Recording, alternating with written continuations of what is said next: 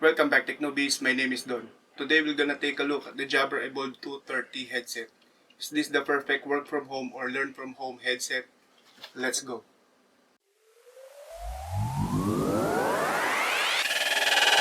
Tech Newbies.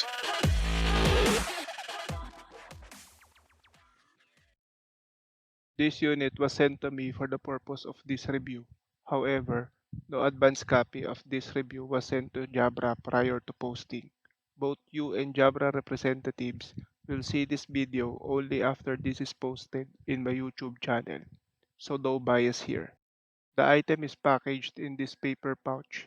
On the upper right hand corner, it says USB-A, as this model is also available in USB-C.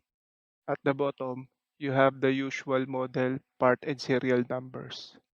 At the back, you'll find the listing of some of the controls like volume up, text track,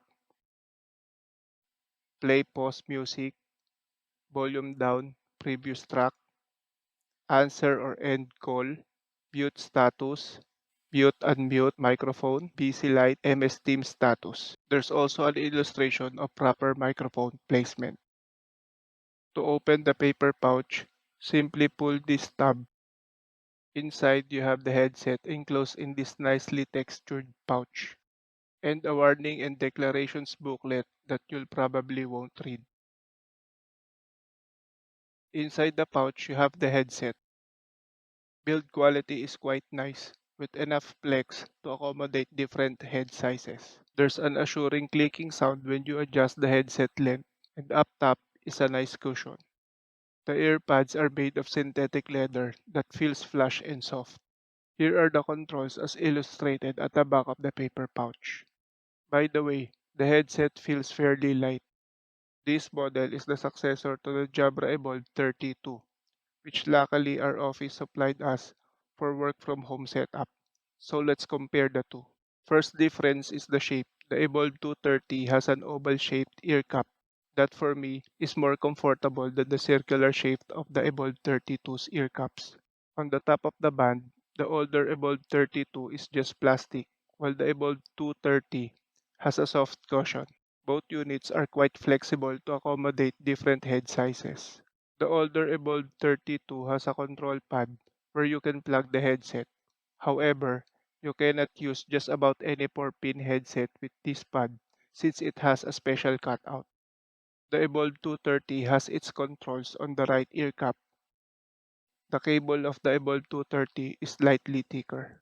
The earpads of the Evolve 230 is made of seamless synthetic leather material, whereas the older Evolve 32 has a mesh at the center.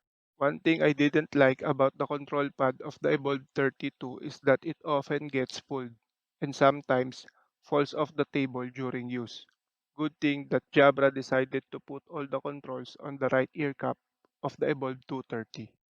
Jabra also added the busy light indicator that lets your colleagues know that you are engaged in a call. I have used this for the past 2 weeks and the difference between the two is very much noticeable. The Evolve 230 is more comfortable to wear for all-day meetings and feels less restrictive because of the absence of the control pad. Now let us check the app. This model uses the Jabra Direct app and installation of both the app and the headset was a breeze. Once detected, the unit automatically shows up on the app. Clicking on this arrow will bring you to the control panel of the headset. This audio button allows you to set the equalizer, something that was not present in the Evolve 32. Clicking on the settings, you have the plethora of settings to customize your headset. On the headset tab, you have audio announcement that you can either set to voice, sound, or off. Audio protection, toggle for button sounds. You can also rename your headset, toggle for the busy light, mute reminder toggle, side tone toggle, side tone level, tone settings, and voice announcement language. On the soft phone tab, you have toggles for call control with soft phone and ringtone in headset. Lastly, on the product information tab, you'll find some of the details of your headset like audio device name, firmware, MS Team certification, and part number. You might notice that both Zoom and MS Teams are shown as not ready. This is so because I haven't opened any of those apps while I was recording. Once you open those apps, the status changes to ready as shown here. Here is the sound comparison between the Jabra Evolve 32 and the Jabra Evolve 230.